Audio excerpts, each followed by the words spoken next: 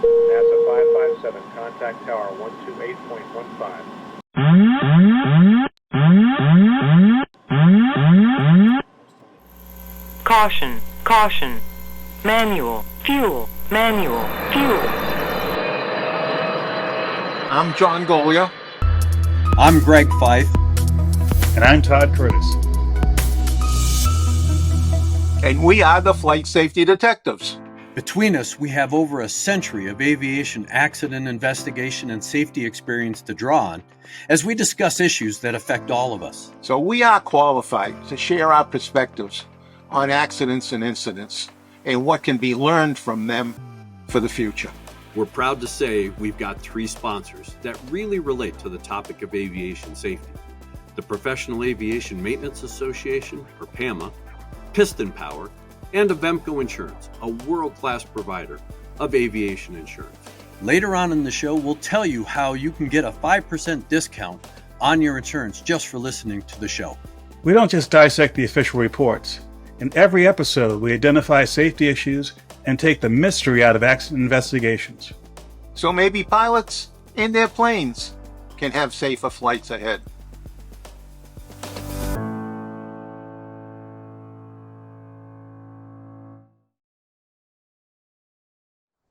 Well, hello, Todd. Hello, John. It looks like you and I today, Greg is off doing something. Well, very good. That means we can do something a little bit different this time. We have a nice maintenance accident here, so I'll let you read it since you found it. This happened July 12, 2010. We have a helicopter that was on final approach to a platform in the Gulf of Mexico. And for those of you who aren't too familiar with this, offshore oil work often takes place on oil platforms, which might have a helipad. Well, it will have a helipad, and very often has a lot of equipment nearby. It is a very challenging environment, a unique environment, especially if you have wind, waves, and everything else going on, low visibility. And this is a type of transportation way more efficient rather than taking people out on boats in many cases. And you have hundreds of thousands, well over 1 million passengers per year in the Gulf, in the US, being flown to and from platforms, as well as in the North Sea. You have close to 1 million people there every year as well. So we're talking a significant amount of aviation taking place in a challenging environment. But this event made the challenge bigger than it had to, because it had nothing to do with the Gulf, had nothing to do with the weather, it had everything to do with maintenance. They're going to a platform in the Gulf of Mexico. The pilot is raising the collective to perform a go-around, but it didn't respond. Make a long story short, the pilot diverted to an airport onshore, and because the collective was malfunctioning, they couldn't do a normal hover and land. They had to come in there at speed, touching down at 45 knots. So surprisingly, no one got killed. You had 2 minor injuries of the people on board, came to a stop in the grass just passing into the runway. But then the investigation looked at the helicopter itself and discovered a lot of things. The examination showed that you had a bunch of fasteners missing from the top clevis of the collective control tube, and this led to the control tube being disconnected from the collective pitch arm on the swash plate. If you can look at the pictures here, those of you who are helicopter aware, you'll see what we're talking about. And I'm not an expert, but I circled the one thing that jumped right out at me in this first picture. That was, there was something missing from this assembly. And John, I'd like to get your view on this, because there was a very interesting comment from the FAA inspector about how this came about. All right, so after maintenance, you always need to be on your game. Pilots, inspectors, and the mechanic. Right, and you need to double check what you do. On helicopters operating out offshore, I would say you need to redouble that effort. But in any event, you need to go back over what you've accomplished. And in this case, it appears that the nut and bolt was in place. It was a castellated nut, so it wasn't a self-locking nut. It was a castellating nut, so it requires a cotter pin to keep it fastened to the airplane. They never found a cotter pin below the attach point, but they did find the nut and the bolt. Now, the cotter pin could have got blown away. We'll never know, but it certainly is suspect that the cotter pin was never installed. Now, cotter pins just don't come out. If you put them in properly, you bend the cotter pin over, and once they're in there, they don't come out. And so the strong suspicion here is that the maintenance people who reinstalled this transmission to this helicopter never finished that job. So then that calls into question the second set of eyes that we require on critical flight control inspections. So another mechanic who is rated to perform inspections would have to come by and look at all the attachments, the hardware. There's a whole list of things that they would do after work on the gearbox or work on any flight control, regardless of the gearbox or not. So in any event, the inspector didn't see it. And it gets worse because now for the next 3 days, uh, mechanics and pilots looked at this airplane. Pilots did, in this period, did at least 4 pre-flights, didn't see it. And this is right out in the open, by the way. This isn't hidden inside. This is right out in the open. So at least 4 pre-flights were done, and they missed it. And the mechanic missed 3 of his daily inspections and missed it. Now, when I was working uh, on midnight shift, if someone did some work before me, I'd always review the logbooks. Always, every single airplane that I had responsible for, I'd review the logbooks. And if I saw something interesting was done, something critical, I would raise the issue with my guys to take a good look at it when they're looking at the rest of the airplane. So, that was just personal observations because I've seen so many mistakes. At that point, let's not forget that I had a lot of experience. So I would use that sometimes to help. Didn't always happen, but I tried to make it happen every time I could. But in this case, ultimately, over 5 days or so, 4 or 5 days, it doesn't say how many flights, but after a lot of 3 or 4 or 5 days, this hardware apparently came loose because they found the hardware down in the inside the airplane, inside the helicopter, without the cotter pin. They found the nut and washers and bolt. So it was vibrated loose. And I'll tell you what, on the helicopter, they vibrate like crazy. So it's not a surprise that it vibrated loose without having the locking cotter pin installed. And then you lose the control of this. Pilot had to be pretty skilled to get this back on the ground. So, and I think that's a product of those guys flying this route constantly. They have they log more time than most helicopter pilots do because they're out and back and forth all the time. So they might be back and forth 5, 6 times a day. So depending on what's going on. So they get a lot of experience, and he did a heck of a job bringing it back and without having any additional, without wrecking the airplane, first off, and without having any injuries to the people on board. So he did a great job doing his return flight. But it really doesn't look good for maintenance people. And also doesn't look good for management as a whole. One of the things about this report is it's a fairly short report, so I was leaning on the public docket for more insight, including the pictures that are showing up along with our commentary here. But the FAA inspector had a very detailed 23-point report that talked about the many things that went wrong or many steps that were skipped or inadequately done. There was the operator had a general maintenance manual that required what they called a compulsory check item maintenance to be performed following that particular maintenance. And there were 2 separate mechanics 5 days before the event who completed this. There was a third mechanic who did a daily check on the day that this was done and returned the helicopter to the surface.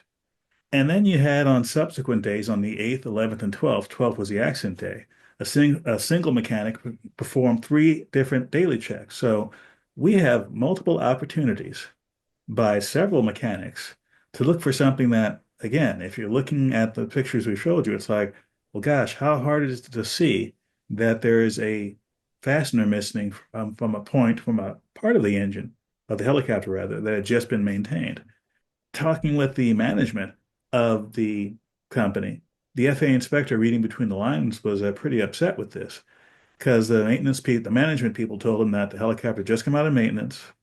But the inspector said the mechanic didn't finish the job, the inspector didn't catch it, and the pilot did an inadequate post-maintenance pre-flight inspection. Okay. I'm not sure who else could have missed out on this, but I think the FAA inspector was fairly clear that this was a failure to execute. Let's start with the back end of this. All right, so the pilot's coming in behind maintenance. Today, many pilots open panels on the helicopter. They don't even know what they're looking for. The manual isn't clear. Open it and look. It's just a general inspection. But they should be looking for all the hardware's attached. They should be looking at the cotter pin or locking device, because on helicopters it's heavily cotter pinned, that the locking devices have cotter pins in them. The nut and bolt has a cotter pin in it. But most of the time they don't know. I've questioned a number of them, and they have not a bad understanding, but they're not focusing. And I'll tell you what, when I go near an airplane, regardless of what kind it is, I'm always looking. I'm always looking. I learned over the years to pay attention. And in fact, recently I just said something, I think, on a previous podcast, but I was in California, and a friend of mine wanted me to go flying with them. And it was a windy day. The fires were around, and I'm sure that's why he wanted to go flying. He wanted to take a look from the air. And so we were out at the airplane, and I said to him, I said, I'm not going today. It's way too windy.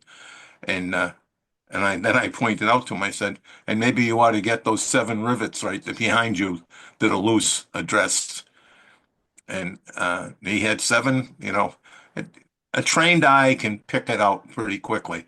A pilot who does pre-flights over and over and over should be able to see loose rivets. Maybe not one, but when you have 7 of them in a row, they're all what we call smoking rivets, meaning they've been vibrating and there's dirt and paint chipped away.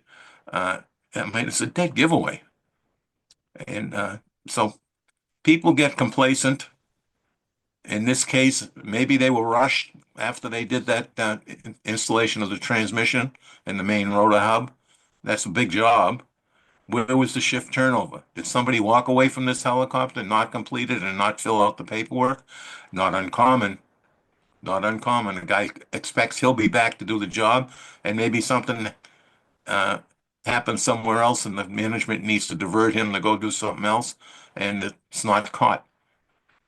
So that there's lots of reasons, and they start with complacency and go down from there.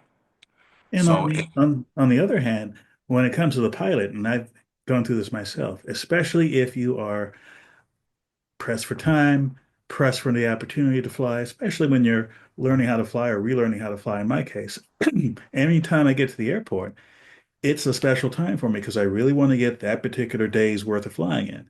And there's a bunch of reasons why you could be delayed, weather, people bringing in the plane late who had it before you, etc.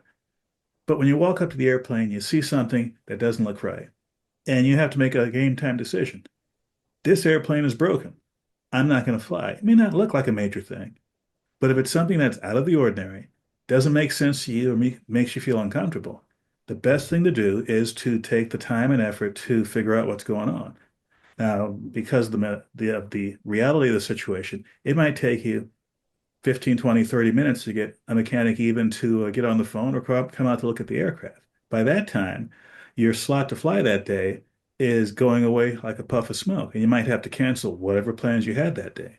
As disappointing as it may be, you just got to do it because you don't want to have the problem in the air and thinking to yourself, dang, I should have stayed on the ground and gotten it fixed instead of worrying about this rattle that suddenly is here that shouldn't be here. So I wonder if we had a fairly new helicopter pilot, maybe he had just gotten his IOE done, his operating experience done, and he's being set loose to start operating. And if he had this problem, what he would have done, because clearly this pilot was savvy enough to not panic and to turn around and bring the airplane back to land and to get it on the ground without destroying the vehicle. So he was obviously a very skilled pilot, but just as obvious, he wasn't a very good or observant in his pre-flights. And that doesn't surprise me at all because I've said it on this show. You and I, Todd, have talked about it. When I was working for an FBO, a fixed base operator that had a lot of transit airplanes coming through. It's essentially the gas station at an airport. And I would sit there and watch commercially rated pilots flying corporate airplanes mostly. And I would watch them do their pre-flights and I more than once shook my head. I mean, it's amazing what I saw. It's disappointing what I saw with the lack of attention paid to the pre-flight. Pre-flight's your last chance getting on the airplane to catch something bad that could cause you a lot of trouble. And they just do it. Some folks just do it like it's once over lightly. I've never found anything so. Why do my look so heavy?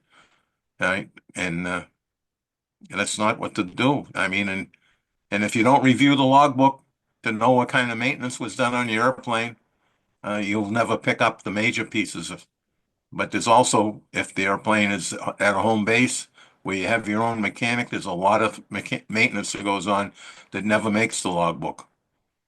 And so, I mean, you really need to pay attention as a pilot to what's going on to the airplane and take a good look at it before you get on. I preach this at the end of every session we do about do a good pre-flight, check the weather here, there, and everywhere. But it's still I feel like it falls on deaf ears because we keep having these problems. There's no shortage of those poor pre-flights kind of accidents or incidents. Now, one of the things about what we're talking about today is operations to and from oil platforms, something neither one of us is familiar with. So our viewers out there, if we say something that is, let's just say not quite correct, please give us feedback on that. But I can only imagine that there are unique risks with this kind of flying that are going to be made worse by inattention to detail and poor maintenance.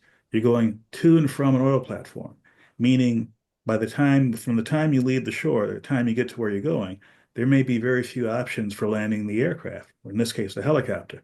And yes, a lot of the helicopters have special equipment for landing on the water. And of course, there very likely be flotation devices on the passengers and crew. But still, this is riskier than a typical helicopter flight over land.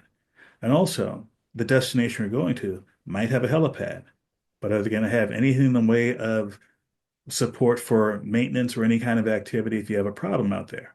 So there's risk involved in this kind of flying you don't see anywhere else. And there are organizations out there around the world who look at risk of helicopters flying in that environment. We're going to have some of those resources attached to the show.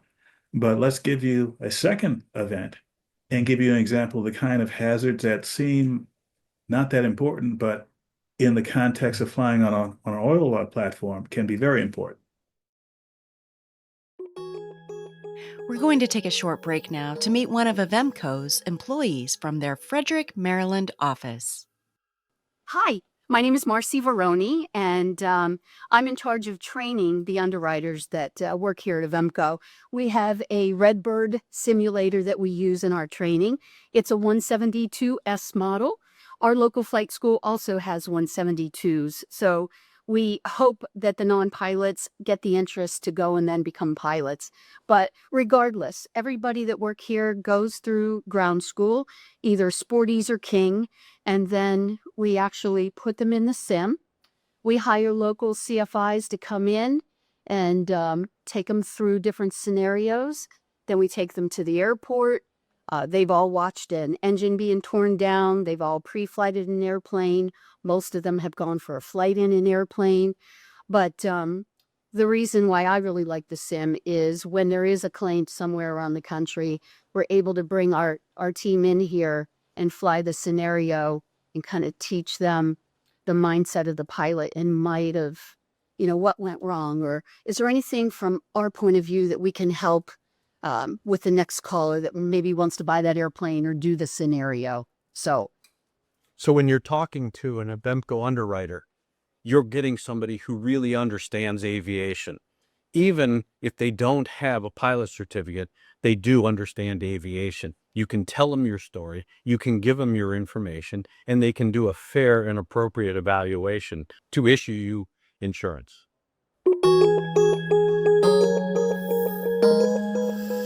And now, back to the flight safety detectives. Previously, we talked about a helicopter that was being used in the oil business, flying out into the Gulf, where the accident had nothing to do with the special considerations of flying into or out of an oil platform. This one, however, is quite different. Unlike the case we talked about before, where the aircraft had maintenance issues which caused the accident, there was nothing wrong with this airplane, with this helicopter rather.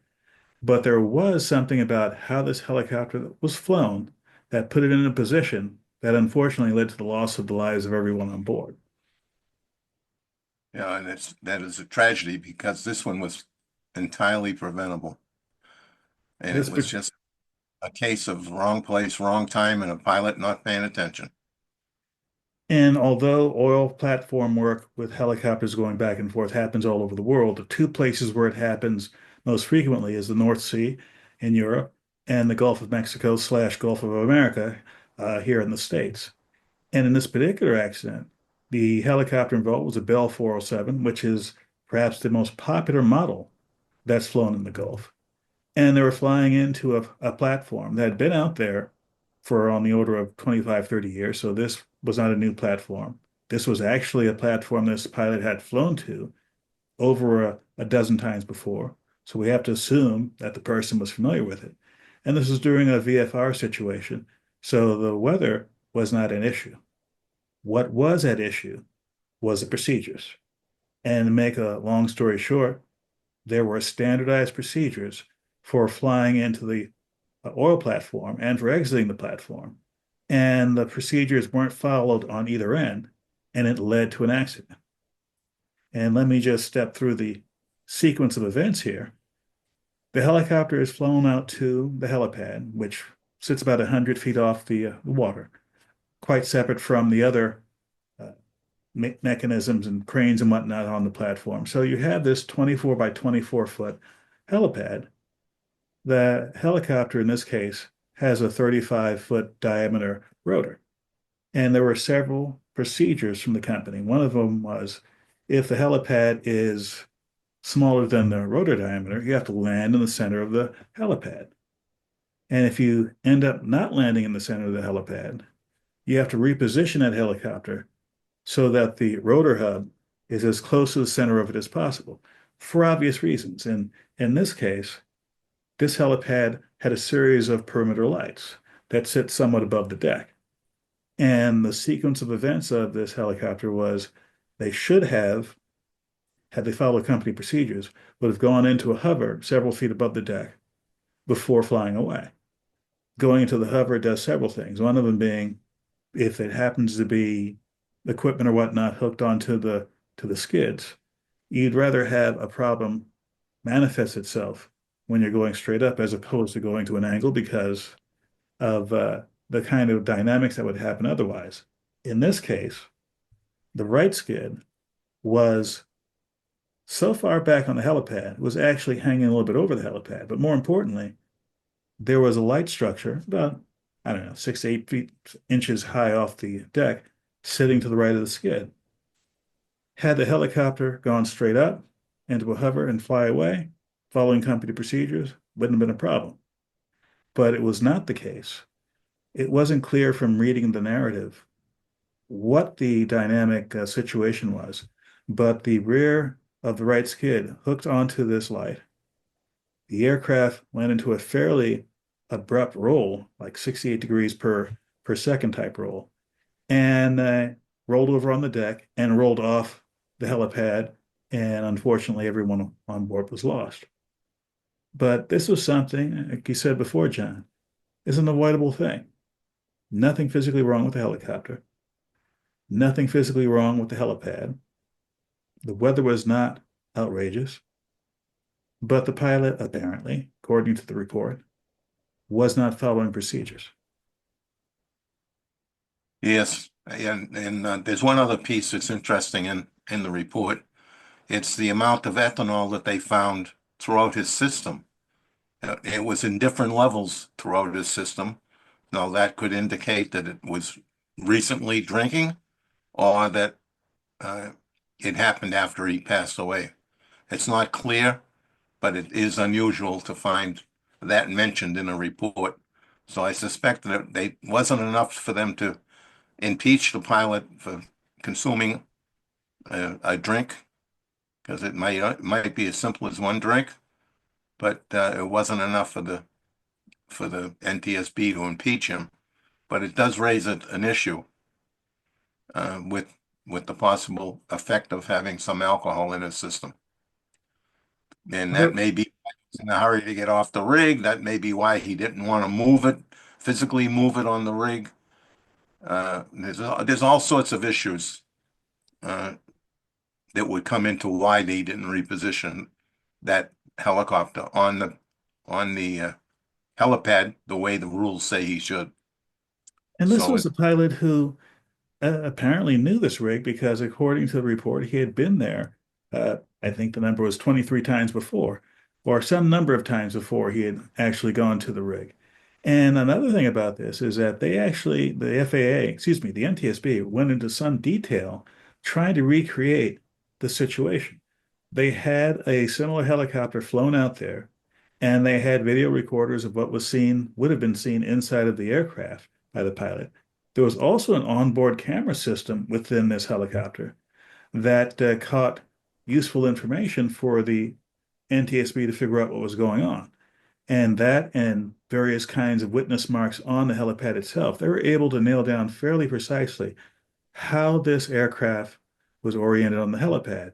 And for those of you watching the video version of this, we're showing you some excerpts from the report that showed how this helicopter was situated. And you can tell from the first one here that this helicopter was not sitting in the center of the helipad, not even close. In fact, the right skid was partially hanging out over the edge of the helipad, and that should not have been the case.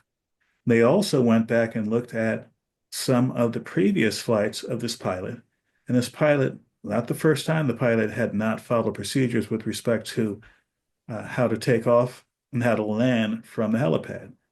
So taken together, although it's some dispute or disputable whether or not there was any sort of alcohol or physical thing wrong with the pilot, there's plenty of evidence to show that procedure-wise, there were things the pilot was doing that was increasing the risk of something going wrong.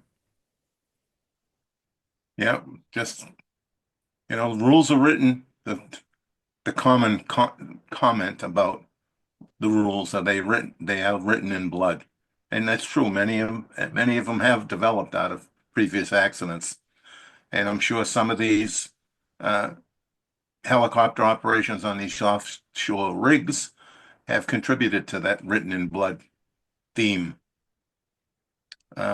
You got to follow procedures, and especially in the very hazardous circumstances. And landing on a rig is hazardous. It's not like landing at the airport where you have windsocks and you have other nav aids. On a rig, yeah, you got a windsock and you got some communications with the rig, but you're also out in the wide open in an environment that can get quite windy quite quickly. And so you really got to be on your game. That's why they pick and choose pilots that fly this offshore rigs very carefully, because it is one of the riskiest form of flying there is. And the weather, you can take off with good weather, and by the time you get to the rig, it isn't good. And so that's always a concern, the changing weather conditions. So it's unfortunate that we had so many people lose their lives with this. And it's also unfortunate that this little cloud hanging over the pilot. And I hate that. I mean, I tried while I was the NTSB to always be careful about blaming anybody until you have all the facts. And it was clear that, there's an issue here with alcohol, but it's not clear what it is. And I hate to see that in a report because it puts a cloud over the pilot. And the fact that he wasn't following procedures just adds to that cloud over the pilot. So really is unfortunate that they were in that condition. And it's really unfortunate that 3 other people had to perish too. And there's another thing about this that, again, as a non-helicopter pilot and fairly unfamiliar with helicopter procedures, I'm glad the NTSB made this note within the report about what they call dynamic rollover. And this is something that's explained in the helicopter flying handbook. And it basically says a helicopter is susceptible to a lateral rolling tendency when you have the skid or wheel in contact with something on the ground.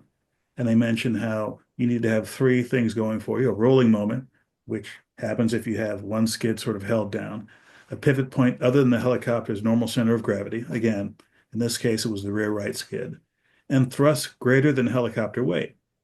And for those of you who've been studying basic aerodynamics, you have to have lift counteract gravity in order to rise up. And of course, during takeoff in a helicopter, your thrust is greater than the weight. And once a critical angle is exceeded, there's no control input you can put into the helicopter that'll make it right side up again. So again, getting back to the procedure that was recommended for taking off, basically taking off, hovering 3 to 5 feet, checking to see if everything's okay, then moving out. This helicopter somehow or another had the skid at fairly close to the ground, or perhaps even dragging on the ground, and it went to the right before contacting a light that was on the edge of the helipad. And that's when you started having the rolling moment and the crash ensued. It's the little things, Todd. It really is just the little things, paying attention to details. And it's not just for pilots, it's for mechanics, it's for inspectors, it's for everybody in aviation. It's the little things. Taking things for granted will get you in trouble. I've seen a lot of guys that I worked with in trouble because they assumed something was done. We've seen many of the famous accidents from Aloha to Eagle Lake, Texas, and in the maintenance event there, to the engine that fell off in Chicago. It's the little things. It's the little things that cause big problems when you ignore them. And boy, this was just another one you add to it. How we get my peers in the maintenance side, how we get them to stay focused, sometimes through a long day, can be difficult. And that's where you rely upon the people you work with and rely upon the inspector. And you got to stay on your game. And the same thing in the cockpit. You got to go in a hazardous environment like an oil rig. You can't take the procedures for granted, I should say. You need to follow them. And then this is a perfect case of not following them, and may be complicated by other factors. But in any event, we got 4 dead people because of it. And that's a tragedy. Now, in spite of or perhaps because of the unique hazards of flying helicopters for offshore oil operations, there's actually quite a bit of industry effort out there to help understand what this is, what's happening out there, and to share knowledge, lessons learned from this. And we'll have several links in the page associated with this website. They'll take you to some of the reports and some of the resources that are out there. So whether or not you're in aviation specifically dealing with the oil platforms, or whether you're a person who works out there or is a close friend or family member of someone who does that, and you're interested in, geez, what's being done to keep my loved ones safe or keep myself safe when I'm flying back and forth? Because your life is in the hands of the people who operate that aircraft, who maintain that aircraft, and who put together the procedures to make sure you can get to and from the oil platform in one piece and go home to your families and loved ones. And one of the resources are the accident reports that are out there. Now, in the Gulf, the 2 countries that have the most operations in the Gulf are Mexico and the United States. For a whole bunch of reasons, it's very difficult to get anything in the way of accident reports and detailed analyses like this out of the Mexican government. But it is a whole different story when you're talking about the NTSB. And this leads to my second to last word. There are some things that the government does that makes it harder to understand aviation safety. And one of them happened in the last few months. As many of you know, the president ordered that the Gulf of Mexico be renamed the Gulf of America inside of all sorts of government agencies and such. And that was the case with the NTSB. When I was specifically looking for accidents in either the Gulf of America or the Gulf of Mexico, by the way, the Gulf of America only goes up to, I believe, the continental shelf of the United States, which is where all the oil platforms are. But when I was looking for them, there was no longer a category under states called the Gulf of Mexico. There's only Gulf of America. So if I'm trying to find specifically accidents in the Gulf by its previous name, it's simply not there. Now I get it. This was a legitimate legal change that was done by the US government, and that's the president's prerogative. However, it would have been a much more sensible approach to put both Gulf of America and Gulf of Mexico as one of the locations that you can search for within the database, because now trying to find even one helicopter event in that portion of the Gulf is very difficult, because a lot of times when an accident happens, they're not giving a city name because we're talking oil platforms. There's some odd categorizations for what the city input is in the NTSB database. Without getting into detail, here's my recommendation, my request, which I'll probably put in writing to the NTSB. Please add back Gulf of Mexico to your database search. Keep Gulf of America. Put Gulf of America on any future reports. But for myself and others in the industry to get the most benefit out of this and prevent accidents, give us the ability to easily search for these things. Yeah. Politics in the way of safety. We've had that before and we'll have it again. That's unfortunate. Well, I think we've raised the issues on this one, and again, on my last word, pre-flight. Pre-plan your flight for weather. Weather was not an issue here. Both at the rig and onshore in this case. But do follow procedures. This was a procedures accident. This was complacency at its best. All right, ignoring what you should have paid attention to. And do a good pre-flight. He should have seen this on his pre-flight. In fact, based upon the picture that's in here, I find it a little difficult for him to have done a good pre-flight because he can't reach the whole back end of the airplane because it's hanging over the rig. So we need to pay attention before we take off. That hazard was readily recognizable as well, and he obviously didn't think about it. And so all of us out there, we need to pay attention to everything around the airplane, including the procedures. And when we get up in the air, put that head on a swivel. In this particular case, there's not a lot of aircraft activity around the rig, but when he gets back over land, it's going to be a different story. So please put that head on a swivel and keep your eyes open, and don't become part of somebody else's misadventure. And with that, Todd, I think I've said my last word. Thank you so much for listening to the show. We really value all of our listeners and subscribers. Our podcast gets ranked by you.